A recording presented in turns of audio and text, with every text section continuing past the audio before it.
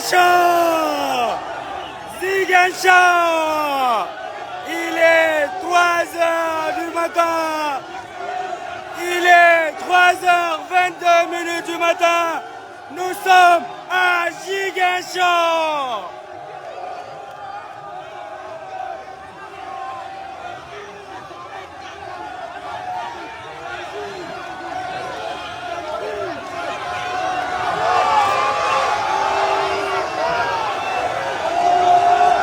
Nous sommes à Ziguinchor, Ziguinchor, 3h22 du matin, Ziguinchor, Ziguinchor, Ziguinchor, président Ousmane Sonko, président Ousmane Sonko, nous sommes à Ziguinchor.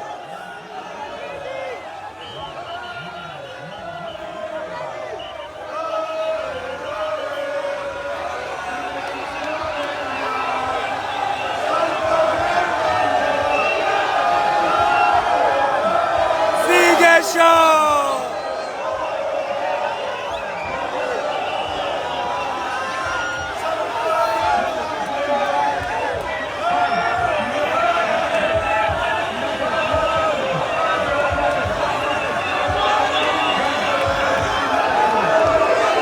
Allahu Akbar.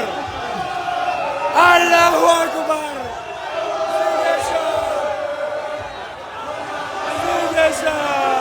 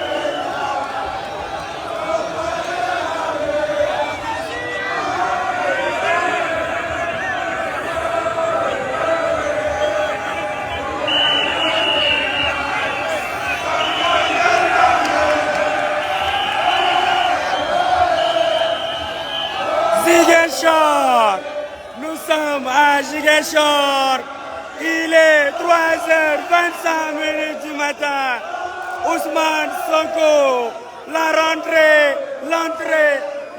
triomphale dans la ville, la capitale du Sud, Ziguinchor la belle, Ziguinchor la belle, nous sommes à Ziguinchor.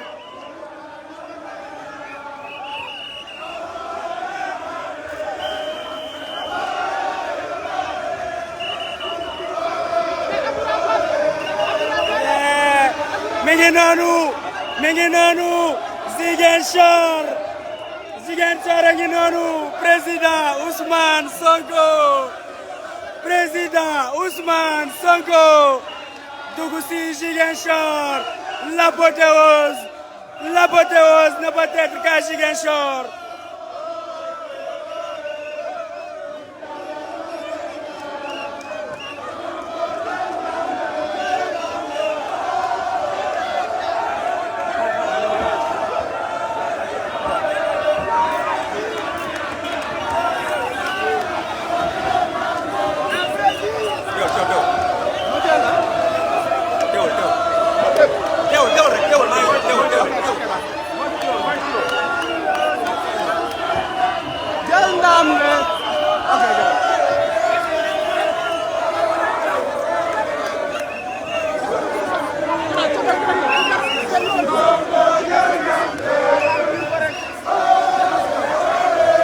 mi ngi noonu loolu lay ñaan Sonko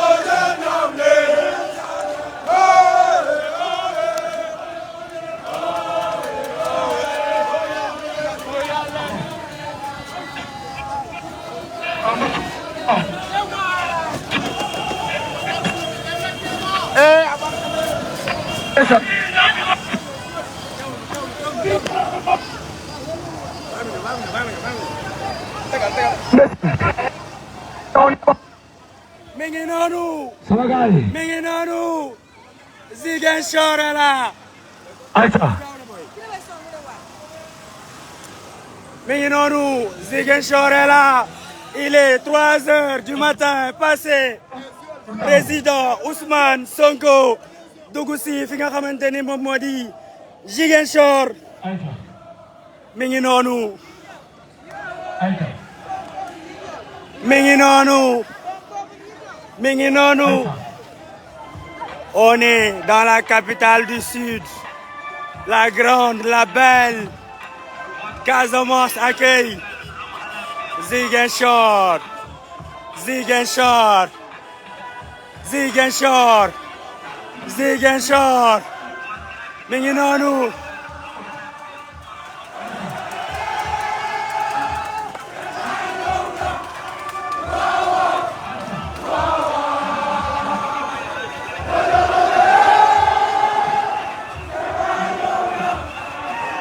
Regardez cette foule. Regardez cette foule, elle est immense. Ziguinchor. Magnifique. Magnifique.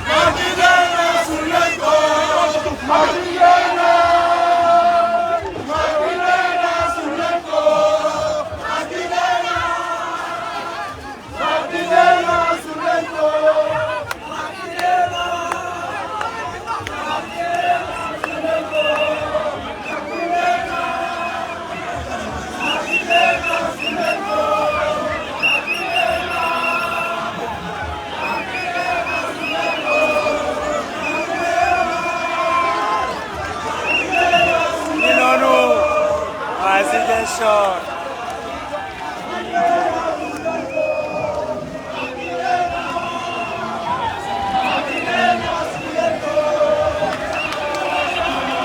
mi ngi noonu. ñoo ngi Ziguinchor. Ziguinchor. La ville. Ziguinchor. La capitale. Ziguinchor, la capitale du Sud. Il est 3 heures du matin passé. Le président Ousmane Sonko accueilli triomphalement ici dans sa ville, lui, le maire de la commune de Ziguinchor, accueilli par une marée humaine. Accueilli par une marée humaine. Nous sommes bien à Ziguinchor. Ziguinchor, la capitale. Ziguinchor, la ville. Ziguinchor de Cheikh Tidiane Dièye. Ziguinchor du président Ousmane Sonko, accueilli triomphalement à l'entrée de la ville. Il est 3 heures du matin passé. Il est 3 heures du matin passé. C'est extraordinaire. Il n'y a pas de mots. Il n'y a pas de mots. Nous sommes à Ziguinchor, la capitale du Sud. Ziguinchor a ngi nii. Ziguinchor a ngi nii. Ku mën na def. Ku mën na def. Ku mën na def. ñoo ngi dugg Ziguinchor. Alors que l'étape de Ziguinchor doit être faite dès demain. Demain la ñu waroon a caravane Ziguinchor waaye xale yi génn nañ ànd ak ñëw nañ teertu si Ousmane Sonko mu ànd ak les leaders de la coalition Yewwi Askan Wi, le président Khalifa Sall, Déthié Fall, Cheikh Tidiane Dièye, Cheikh Tidiane Youm, Moussa Tine, Habib Sy, Maïmouna Bousso, Aïda Mbodj. ñoo ngi nii président Ousmane Sonko, maire de la commune de Ziguinchor, le 6e maire de l'histoire de la commune de Ziguinchor, accueilli triomphalement chez lui après 3 heures du matin. Nous sommes à Ziguinchor. Ziguinchor a ngi nii. mi ngi noonu li nekk ci kanam moo ëpp fuuf li nekk ci ginnaaw c'est à perte de vue c'est à perte de vue c'est incroyable c'est incroyable ñoo ngi Ziguinchor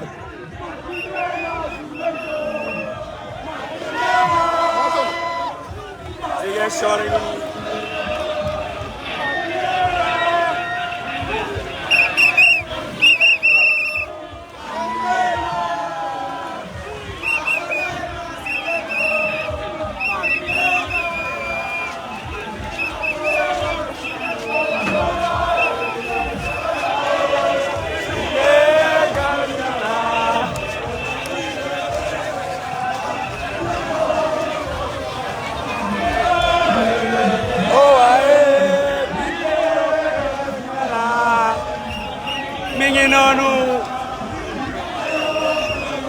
mi ngi noonu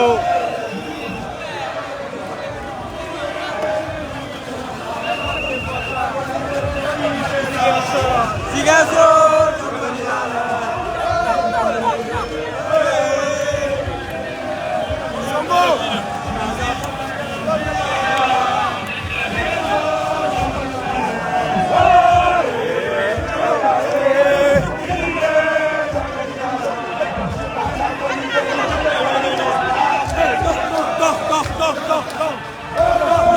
Go! Oh yeah! Aja!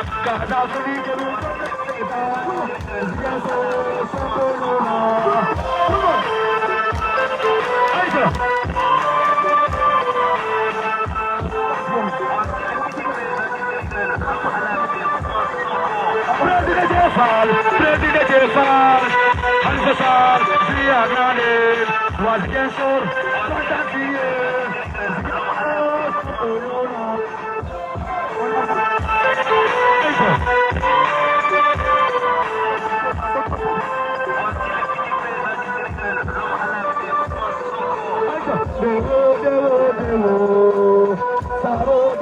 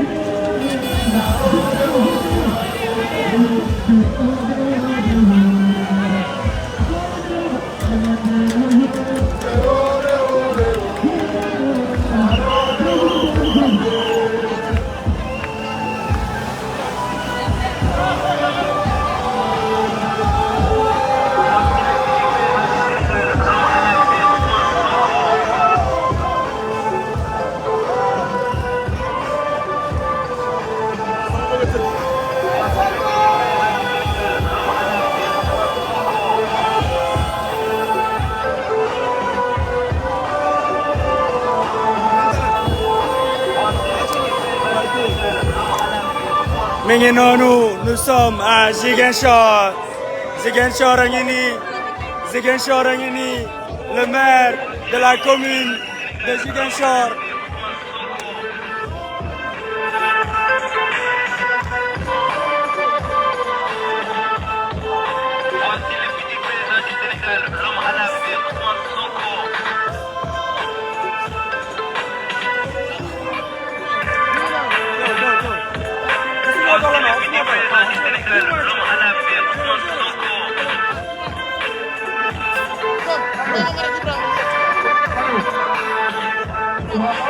mi ngi noonu nous sommes Ziguinchor a ngi nii Ziguinchor a ngi nii la commune du président Ousmane Sonko.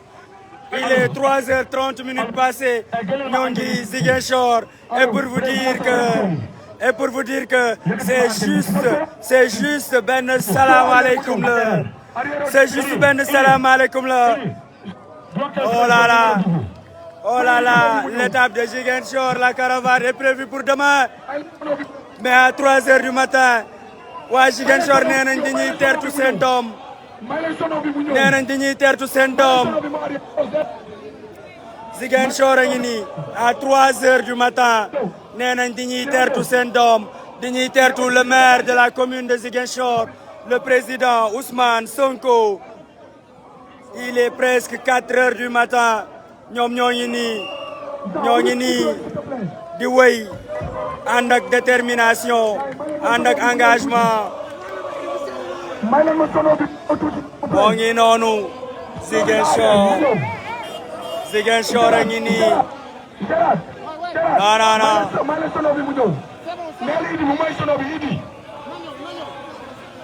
non. Ziguinchor a ngi nii di leen fàttali rek ne fii la caravane est prévue pour demain waaye xale yi Ziguinchor ñoom ñoo ñëw teeru si seen maire teeru si seen doom teeru si ki nga xamante ne mooy yaakaaru ndaw yi mooy yaakaaru Sénégal mu di le président Ousmane Sonko.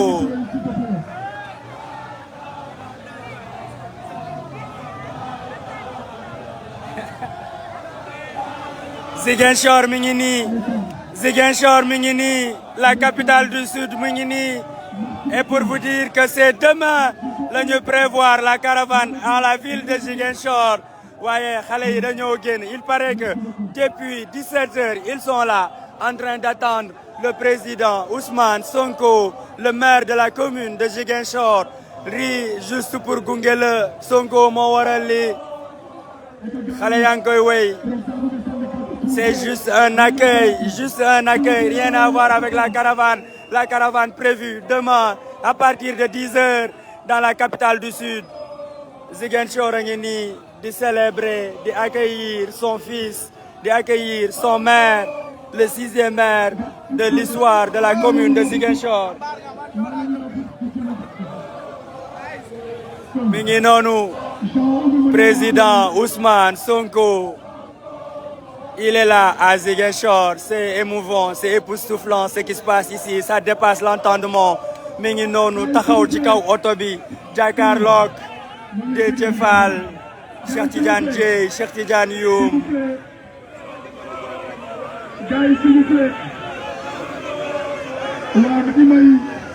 Mi ngi noonu. C'est juste un petit accueil, un accueil digne d'un héros, digne d'un fils du pays, digne du président Ousmane Sonko. Mi ngi noonu, mi ngi noonu, mi ngi noonu, mi ngi noonu, mi ngi noonu, accueil baa ngi nii.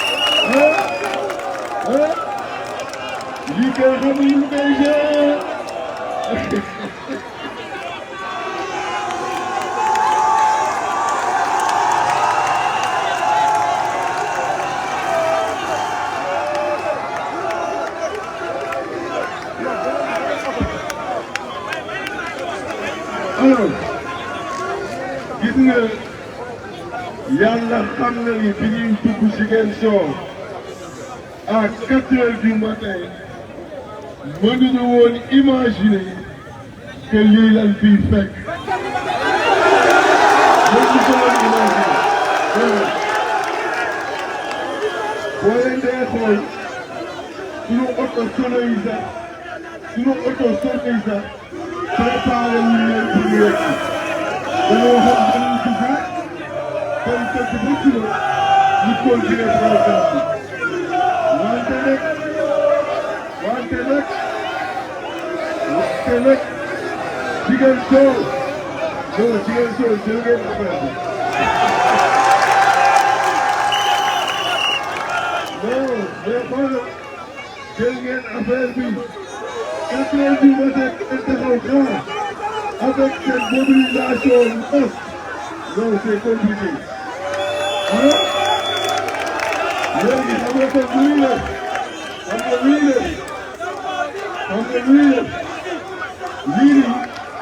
lii dañ koy jëlee comme ndekki li rek bu ko defee suba ñu yegg la intégral bi. lii nekk fajar gi la rek bu ko defee suba ñu yegg la intégré kon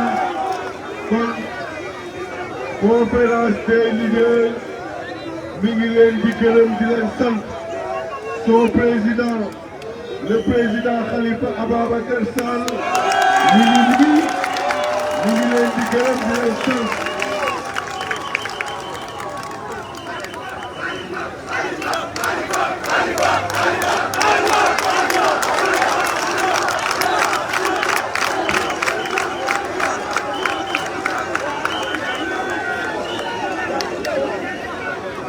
Le président Cheikh Tidiane Youm mi ngi leen di gërëm di leen sant.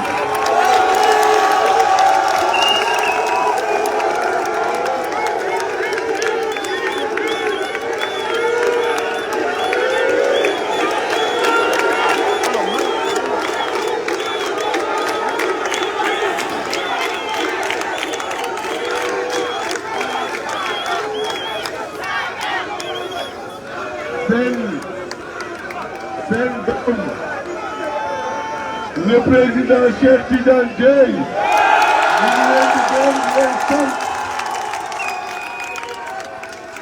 le président Habib Sy ñu ngi leen di gërëm di leen sant présidente Maïmouna Bousso ñu ngi leen di gërëm di leen sant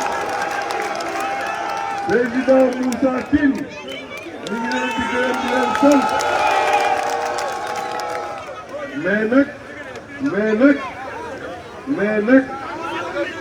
mais nag président Ousmane Sonko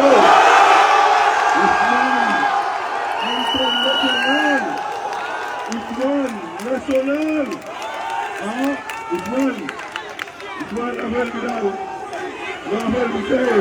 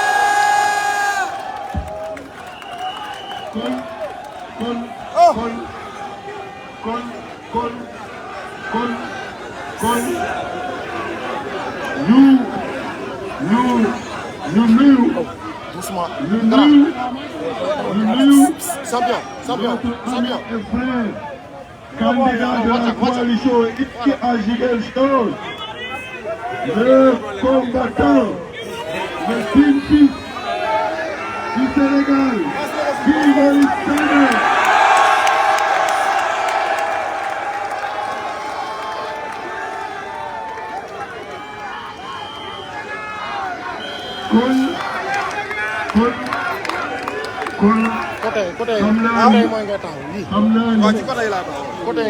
damay jox après Ousmane mu nuyu leen mais parce que suba incha allah dañoo bëgg teel jóg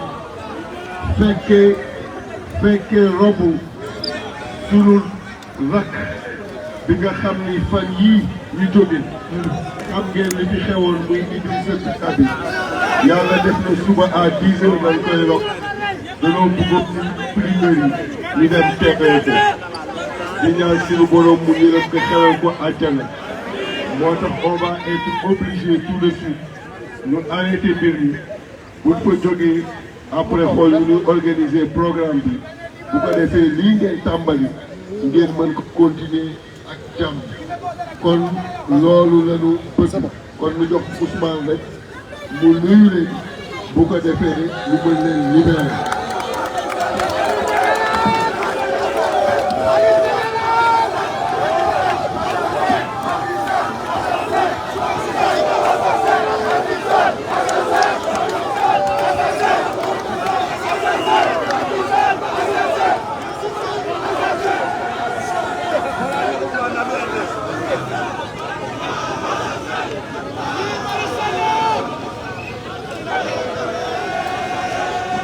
Asalaamaaleykum.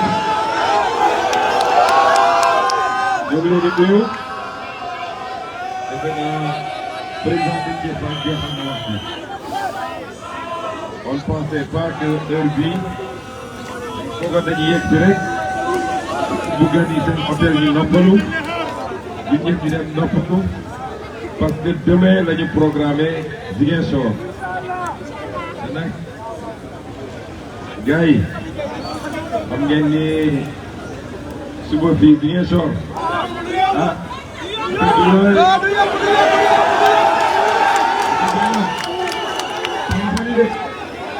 moo tax lii déjà bu rëy si ñun man xam ngeen bi ma yee maa ngi woon ci gannaaw oto bi di nelaw gars yi yéema ne ma wax Ziguinchor a ngi xaar man c'est pas possible heure bi moom gars yi dañ leen tëdd kon on vous remercie suñu xol sedd na léegi nag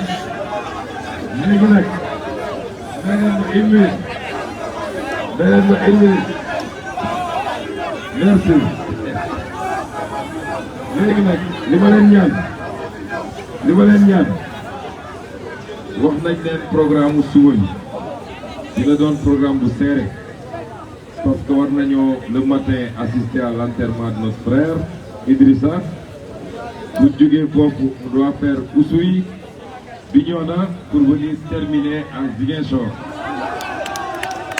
Guddi na nag le candidat tête de liste départementale doit faire la déclaration officielle boo xam ne moo war a jàll suba RTS su ko deful léegi ça va plus être possible donc dañuy may Guy Marius mu def sa déclaration bu ko defee ba pare ñu libérer ñëpp on va aller récupérer parce que souvent ce sera une journée de conclusion, une journée d'apothéose parce que nag Yewwi Askan Wi dañ ñoo may lu rëy il y a 6 mois fii la ñu ubbee woon campagne bi tey ñu ne fii la ñuy tëjee donc Ziguinchor dañu war a def lu kenn deful suba merci beaucoup.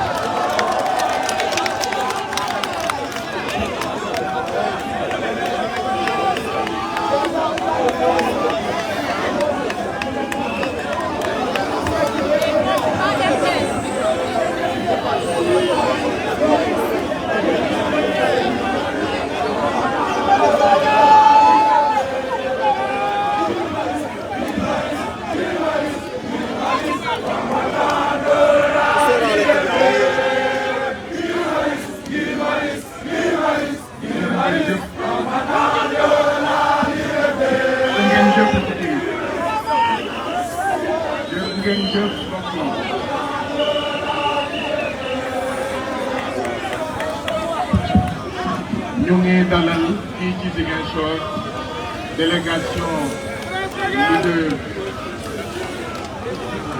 di askan bi ngeen may ma tuuti rek du yàgg ñu def déclaration officielle mbokk Sénégal nuyu naa leen man Guy Marius Sagna seen mbokk jiite liste intercoalition Yewwi Askan Wi Wallu fii ci Ziguinchor mooy wax ak yéen bu ngeen ma déggee nag li ñu war a njëkk a mun wax mooy Guy Marius Sagna benn yoon tous les 5 ans ngeen koy gis RTS mu tekki ne état du Sénégal dafa jéng RTS dafa jéng les moyens de l'état dañ koy saytuwee dafa jéng ñu jëm ci voté yu am solo muy dimanche 31 juillet ñun ñëpp bu ñu duggee ci bureau de vote bi bu ñu fàtte ne Macky Sall ni muy saytuwee alal bi nga xam ne moom lañ ko dénk mu ngay saytuwee ni muy saytuwee RTS kumba am ndey ak kumba amul ndey waaye bu leen fàtte ne Ziguinchor c'est 51% de pauvres bu ñu fàtte ne Ziguinchor c'est 52% de la population qui n'a pas accès à l'eau potable bu ñu fàtte ne Ziguinchor mooy département bi nga xam ne am na benn commune bu ñuy woowee Boutoupa Camaracounda 24 villages 0 électricité commune de Niassia 25 villages 2 électrifiés bu ñu duggee ci bureau de vote bi bu ñu fàtte ne commune de Enampor 19 villages ñeent électrifiés bu ñu fàtte ne département de Ziguinchor mooy département bi nga xam ne hôpital yi fi nekk 350 000 habitants lay polarisé alors que norme de l'OMS dafa ne un hôpital c'est pour 150 000 habitants bu ñuy voté dimanche bu ñu fàtte ne il y a ici à Ziguinchor un infirmier pour 4500 habitants fekk ne norme OMS c'est un infirmier pour 3000 habitants jafe-jafe yooyu nag ñu ngi ko bokk ak yeneen gox yi nekk ci Sénégal yeneen communes yi nekk ci Sénégal te ñàkk courant ni ñun ñàkk ndox ni ñun ñàkk yoon yu baax ni ñun ni yoonu Kaagit yoonu Enampor yoon yi nga xam ne ñooy dugg ci dëkk bu tudd Camaracounda wala Adéane wala Niaguis wala Niassia ndax lan parce que président Macky Sall ak ñi ñu àndal alalu Sénégal dañ koy détourné pour ñi nga xam ne ñoom ñooy tubaab yi waaye pour ñoom seen waa kër ak ñi nga xam ne ñoom la ñu àndal ba tax xaalis bu doy pour daf bànneexu askan ci wàllu njàng ci wàllu wér-gu-yaram ci wàllu courant ci wàllu njàng ci wàllu yoon ci wàllu ndox ak ñoom seen bu leen fàtte ne itam ñun ñooy ñi nga xam ne bi askan wi amee jafe-jafe suuf ci ñaag ñun la ñu woo kon bu ñu leen waxee ne dinañ am taxawaay bu mat sëkk ci assemblée nationale ngeen mun ko gëm ñun ñooy ñi nga xam ne bi agent pénitentiaire yi amee jafe-jafe ñun la ñu woo ñun ñooy ñi nga xam ne bi waa Oulampan amee jafe-jafe suuf ñun la ñu woo ñun ñooy ñi nga xam ne bi waa Médina Wandifa amee jafe-jafe suuf ñun la ñu woo ñun ñooy ñi nga xam ne bi waa ASP yi agent de sécurité de proximité ñu leen di fay 50 000 par mois depuis 9 ans amee jafe-jafe ñun la ñu woo loolu moo tax ñu leen di invité ngeen voté massivement pour la coalition l'intercoalition Yewwi Askan Wi Wallu Sénégal ñun ñooy ñi nga xam ne auxiliaire de police yi nga xam ne ñu ngi leen di fay mois 90 000 francs amee jafe-jafe ñun la ñu woo kon ñun bu ngeen ñu falee pas seulement Oulimata Sidibé ak man ñi nga xam ne ñoo nekk les titulaires de la liste départementale mais jox majorité à toute la liste Yewwi Askan Wi Wallu Sénégal et njaaxaanaay dinañ défendre lépp luy intérêt askanu Sénégal askanu Ziguinchor askanu Casamance askan bi yëpp ba ci diaspora bi may lancer un appel mag ak ndaw góor ak jigéen rawatina ndaw yi ñun ñoo war a sécuriser vote bi dimanche amul voté ba pare ñibbi ndaxte ci seen plan bokk na ci ay transfert d'électeurs nañu voté ba pare taxaw ci lieu de vote yi ngir kuñ fii ci Ziguinchor ñu gis la ci kaar doo fi dugg ñun ñoo war a sécuriser vote bi ngir balay midi ñu ne fii ci Ziguinchor ñu ne fépp ci Casamance fépp ci Sénégal vive la coalition Yewwi Askan Wi vive la coalition Wallu Sénégal jërë ngeen jëf. mi ngi noonu 4 heures du matin fini ci Ziguinchor le discours officiel pour la RTS ak Guy Marius Sagna. ñu mottali ko ak jàmm yàlla ko yàlla def kon merci beaucoup tàccu leen seen bopp bu baax a baax jërëjëf jërëjëf jërëjëf.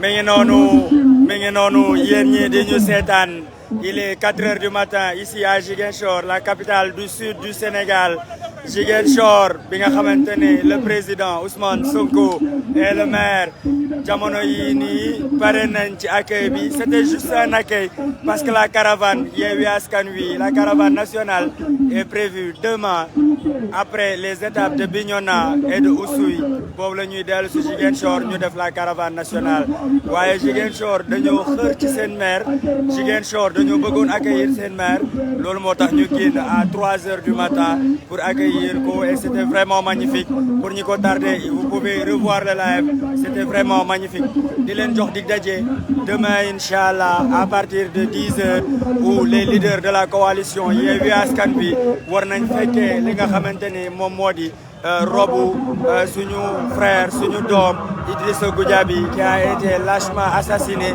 lors des manifestations du 17 juin ici à Ziguinchor leader yëpp dinañ fekkee rob bi inchallah ñaanal ko gunge ko waaye itam président Ousmane Sonko ak leader yi bu ñu paree ci loolu war nañ def le département de Bignona et le département d'Oussouye dem ba Cap Skirring soo ko dellu si waat ici à Ziguinchor pour la caravane de clôture de la caravane nationale Yewwi Askan Wi à partir de 17h inchallah ça sera l'apothéose ici à Ziguinchor on vous donne rendez-vous demain inchallah toujours yéen internautes yi ñuy seetaan fépp ci àdduna bi jërëjëf gi ngeen ak sécurité ak délégation Yewwi Askan Wi kon nan leen may ñu dem na ko lu suba inchallah s'il vous plaît nan leen may ñu dem na ko lu suba inchallah on donne rendez-vous à tous les patriotes demain à partir de 8h pour la fête enterrement qui est du samedi.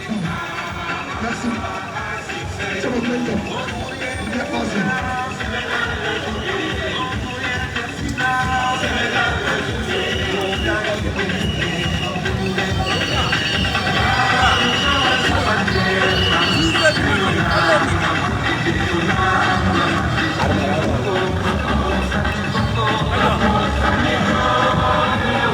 Robo Idriss Goudiaby